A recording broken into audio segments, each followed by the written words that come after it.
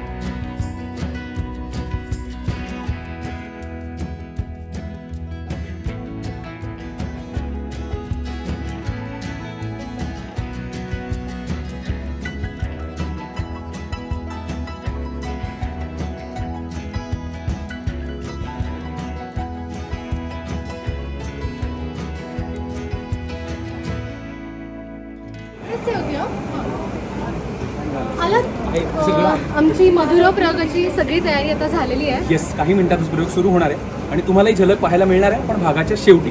तोपर्यंत हे बघा. आणि मग असं ठरवलं की कर्नाटक आणि महाराष्ट्र याचं नातं नेमकं कसं आहे हे समजून घ्यावं, आणि खास करून मराठी आणि कानडी या दोन भाषांचं नातं कसं आहे हे जाणून घ्यावं.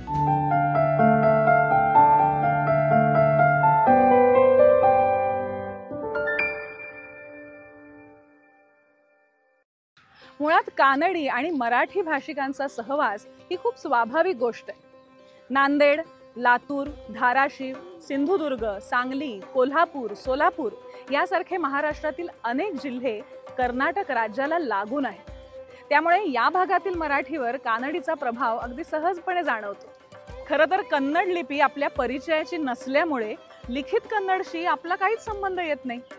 तसं कोणी अस्खलित कानडीत बोलत असेल तरीही आपल्याला त्यातलं काही कळणं अवघडच आहे. म्हणून तर मराठीत सांगून एखाद्याला कळलं नाही तर आपण काय म्हणतो, मी काय कानडीत बोलले होते, असे वैतागाचे उद्गार आपण अगदी सहज काढतो. अहो, आपणच कशाला, साक्षात तुकाराम महाराजही असंच म्हणाले होते. कानडीने केला मराठा भ्रतार, एकाचे उत्तर एका न ये. कानडीने केला मराठा भ्रतार, कानडीने केला मराठा भ्रतार, एकाचे उत्तर एका न ये. कानडीने केला मराठा भ्रतार, तैसे मज नको करू कमळापती, देया संगती सज्जनांची, कानडीने केला मराठा भ्रतार. तर एका कानडी मुलीने मराठी मुलाशी लग्न केलं. आता दोघांनाही एकमेकांची भाषा कळत नसल्यामुळे त्यांच्या संसारात अनेक अडचणी निर्माण झाल्या. तुकाराम महाराज कबयापतीला म्हणजे विठ्ठलाला असं सांगतायत की आम्हालाही अध्यात्माची भाषा अनेकदा कानडी वाटते, अगम्य वाटते, कळत नाही, तर असं होऊ देऊ नको जीवा शिवाची भाषा एकमेकांना कळू दे, म्हणजे हा संसार आमच्यासाठी सोपा होईल.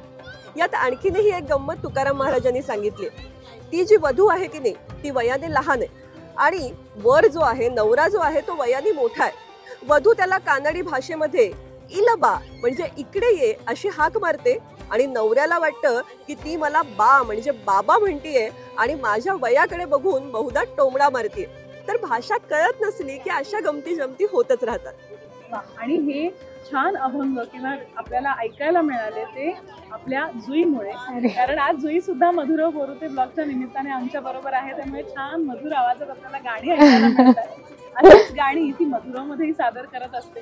विठ्ठल कानडा का, तर मुळात तो कर्नाटकातून महाराष्ट्रात आला अशी कथा सांगितली जाते, म्हणून तो कानडा. त्याच्या विठ्ठल या नावाचाही कानडी भाषेशी संबंध असावा. म्हणजे विठ्ठल या नावाच्या अनेक व्युत्पत्त्या सांगितल्या जातात, पण विष्णूला कानडी भाषेत विट्टी असं म्हणतात. तर त्या विट्टीवरूनच कदाचित विठ्ठल झालं असावं. पंढरपूरसाठी पंढरगे असाही शब्द वापरला जातो. हा शब्दही कानडी शब्द आहे. ज्ञानेश्वर माऊलींचा अभंग पण आहे ना, कानडा विठ्ठलू कर्नाटकू तिने मजलावी यलावे धू. यात त्यांनी दोन्हीचा उल्लेख केलाय ना, कर्नाटकू आणि कानडा. पण जुई इथे पण गंमत आहे. म्हणजे कानडा शब्दाचे जसे आपण दोन अर्थ बघितले, तसे कर्नाटकू म्हणजे विठ्ठल कर्नाटकातला म्हणून कर्नाटकू हे तर आहेच, पण विठ्ठल हे मूळ कृष्णाचं रूप आहे, विष्णूचं रूप आहे. आणि कृष्ण कसं आहे तर नटखट आहे, विविध लीला करणारा आहे, नाटक करणारा आहे, विविध रूप घेणारा आहे. म्हणून कर्नाटकू जो लीला करतो तो कर्नाटकू नाटक करणारा असाही त्याचा अर्थ होतो. आणि आम्ही सुद्धा आज इथे कर्नाटकात नाटक करायला. माऊलींचा आज एक प्रसिद्ध अभंग आहे, पहिलं तोगे काऊ कोकत आहे. त्यात सुद्धा म्हटलंय, दही भाताची उंडी लावीन तुझे तोंडी, दही भाताची उंडी लावीन तुझे तोंडी. हा उंडी शब्द हा सुद्धा कानडी. या सगळ्या उदाहरणांवरून काय लक्षात येतं तर विठ्ठलाचा आणि कर्नाटकाचा अतिशय जवळचा संबंध आहे आणि त्याच्या माध्यमातून आपलंही कर्नाटकाशी घट्ट नातं आहे. इतकंच नाही तर आपण येळकोट येळकोट जय मल्हार असं म्हणतो, तर येळकोट हा शब्द म्हणजे या शब्दाचं मूळ हे कानडी आहे. कानडी किंवा कन्नड भाषेमध्ये मंदू, येरडू, मूरू, नाल्कू, ऐदू, आरू, येळू, येळू म्हणजे 7 आणि कोट म्हणजे किल्ल्याची तटबंदी. 7 तटबंदी असलेला हा असा विशाल किल्ला ज्याचा आहे तो मल्हारी. कन्नड भाषा ही कोणत्याही अन्य द्राविड भाषेपेक्षा मराठीला सर्वाधिक जवळची भाषा आहे. ऐतिहासिक दृष्ट्या सुद्धा पाहायला गेलो तर पुलकेशीचा काळ म्हणजे इसवी सन 609 पासून ते यादवांच्या पतनापर्यंत म्हणजे इसवी सन 1296च्या आसपास सध्याचा महाराष्ट्र आणि कर्नाटक या दोन्ही राज्यातील मोठा भाग हा कधी मराठी राज्यात होता तर कधी कानडी राज्यात. चालुक्य राज्याची सीमा सुद्धा कावेरी नदीपासून गोदावरीच्या खोऱ्यापर्यंत सांगितली गेली आहे. म्हणजे बघा, मराठ्यांच्या मुलुखगिरीमुळे मराठी भाषेचा प्रभाव कर्नाटकातील मोठ्या भागावर पडला आणि त्या अनुषंगाने तेथील कानडी भाषेवर मराठी संस्कार झाले. खास करून शहाजी राजे भोसले यांनी आपले ठाणे बेंगळूर पासून थेट तंजावर पर्यंत वसवून तिथे मराठीचा प्रसार केला होता. त्यामुळे अनेक मराठी शब्द मैसूर ते मद्रासच्या सरकारी भाषेत आजही वापरले जातात. हा इतिहास पाहिला की लक्षात येतं की कानडी भाषा आणि मराठी भाषेचं नातं हे शेकडो वर्षांचं आहे. खास करून धारवाड, हुबळी, बेळगाव या भागात तर कानडी भाषेतही खूप मराठी शब्द वापरले जातात. मेजवानी, खानावळ, भाकरी, शिपाई, वांगी भात, केशरी भात असे कितीतरी शब्द मराठीतून जुन्या कानडीत गेले. उत्तर कर्नाटकात हा प्रभाव खूप जाणवतो. तसेच अनेक कन्नड शब्द मराठीतही आले. आता काही उदाहरणं आपण मगाशी पाहिलीच, पण अक्का, अण्णा, अप्पा हे खास मराठमोळे शब्द कानडीतून आले. तूप, कोथिंबीर, कोट म्हणजे घालायचा कोट, पेठ म्हणजे बाजारपेठ अशी आणखी काही उदाहरणं म्हणता येतील. आणि अस्सल कानडी वातावरण आपल्याला जर कुठे अनुभवायला मिळालं असेल तर ते जी.ए. कुलकर्णींच्या कथांमध्ये. त्यांच्या कथेमध्ये अगदी सहज हुच्च म्हातारी, अर्भट माणसं असे शब्द येतात आणि मग ते आपल्या मराठी साहित्याचाही भाग होऊन जातात. मराठी आणि कानडी या दोन्ही भाषांमध्ये ळ या अक्षराचा वापर केला जातो. जे शब्द मराठी आणि कन्नडा या दोन्ही भाषांमध्ये समान आहेत त्यामध्ये ळ आणि ल चा गोंधळ झाला तरी चालतो. म्हणजे उदाहरण द्यायचं तर संमेलन आणि संमेलन किंवा कलानिधी आणि कळानिधी. पण फक्त कन्नडा भाषेमध्ये जर ळ आणि ल वापरायचा असेल तर त्यात गोंधळ करून चालत नाही. म्हणजे हुली या शब्दाचा अर्थ आहे वाघ आणि हुळी म्हणजे आमटी. आता ळच्या जागी ल आला आणि लच्या जागी ळ आला तर काय गोंधळ होऊ शकतो बघा. बातम्यांमधून सीमावाद आणि इतर अनेक गोष्टी आपल्यापर्यंत पोहोचत असतात, पण हे सगळं गेल्या काही वर्षातल्या घडामोडी आहेत. पण या दोन राज्यांमधली आणि दोन भाषांमधली मैत्री मात्र त्यापेक्षा पुष्कळ जुनी आहे. आणि म्हणूनच असं वाटतं की या संबंधातलं राजकारण थोडं बाजूला ठेवावं आणि या दोन भाषांमध्ये, दोन संस्कृतींमध्ये जी मैत्री झाली आहे, जी देवाणघेवाण झाली आहे त्याकडे अधिक लक्ष द्यावं. कारण भाषा ही संवादासाठी असते. आणि म्हणूनच मधुरा, मला वाटतं आज आपणही इथल्या आपल्या मराठी बांधवांशी संवाद साधायला आलो. तर मधुरवची झलक दाखवूया.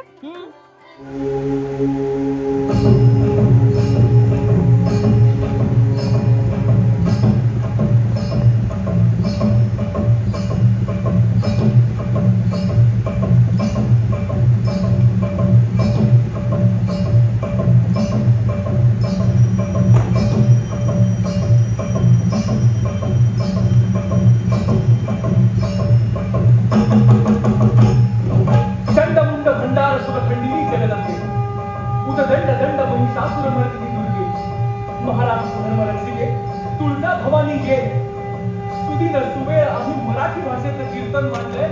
आई तू ऐकायला ये.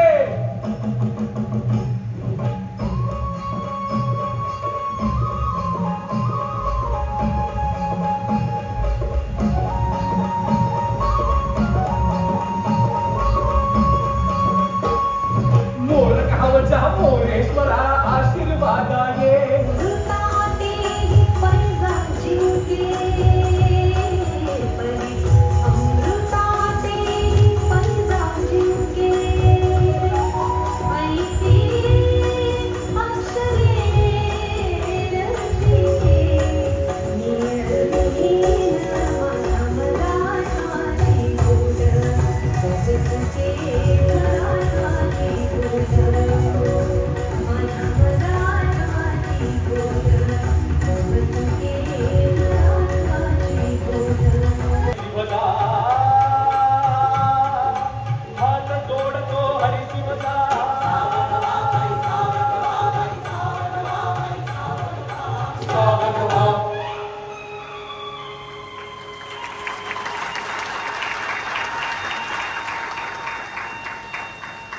म्हणते दिवस तुझे हे फुलायचे, झोपाळ्या वाचून झुलायचे.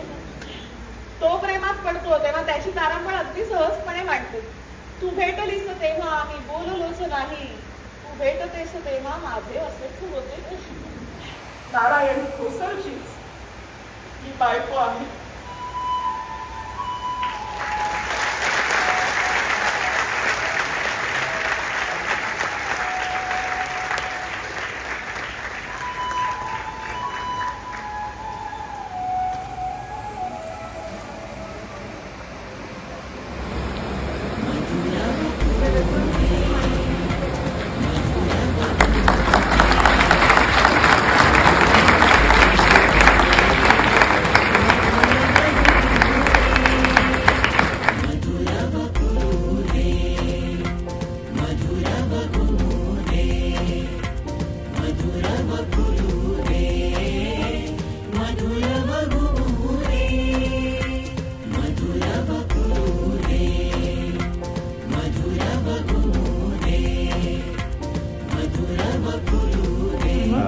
आज योगायोगाने बेंगलोरमध्ये मधुरव हा एक अतिशय सुंदर मराठी भाषेच्या निमित्ताने झालेला प्रयोग आम्हाला बघायला मिळाला. दिवसेंदिवस मराठी भाषेकडे मराठी माणसाचं दुर्लक्ष होत चाललं आहे. त्या पार्श्वभूमीवर या प्रयोगाने लोकांमध्ये मराठीबद्दल प्रेम जागृत झालं. बेंगलोरकरांनी ते सिद्ध केलं. आजच्या त्यांचा प्रतिसाद इतका सुंदर होता. अशाच ठिकठिकाणी मराठी लोकांसमोर हा प्रयोग केला तर लोक मराठीबद्दलचे, त्यांचे भाषेबद्दलचं प्रेम जागृत व्हावं आणि ते होईल अशी मला नक्कीच आशा वाटते.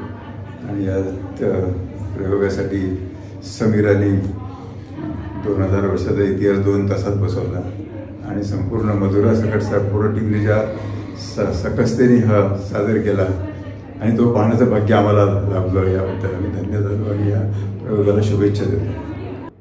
आज योगायोगानेच हा प्रयोग बघण्याचा संधी मिळाली, कारण आमच्या मनात काही नव्हतं किंवा आमच्या कार्यक्रमामध्ये देखील याचा काही उल्लेख नव्हता.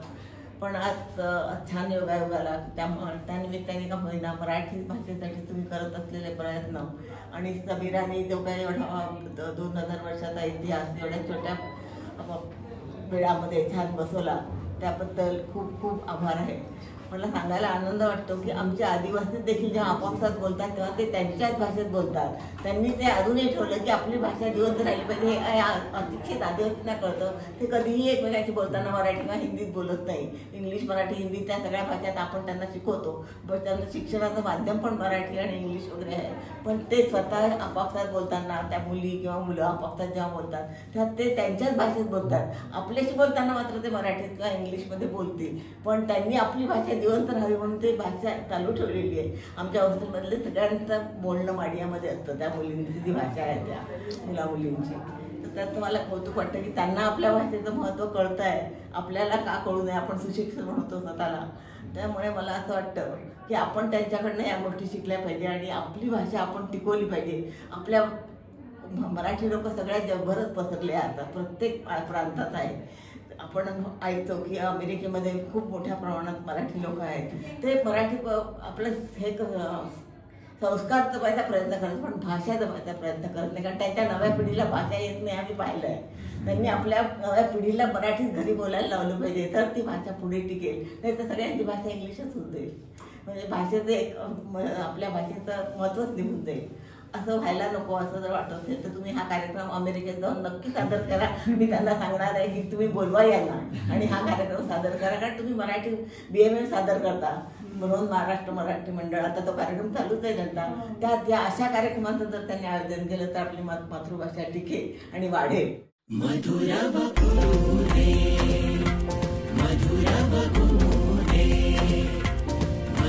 मग कशी वाटली मधुरावची झलक? मधुराव बोरुते ब्लॉग हा आमचा कार्यक्रम तुमच्या शहरात यावा असं जर तुम्हाला वाटत असेल तर इंस्टाग्रामवर आम्हाला पेजवर आमच्या DM नक्की करा.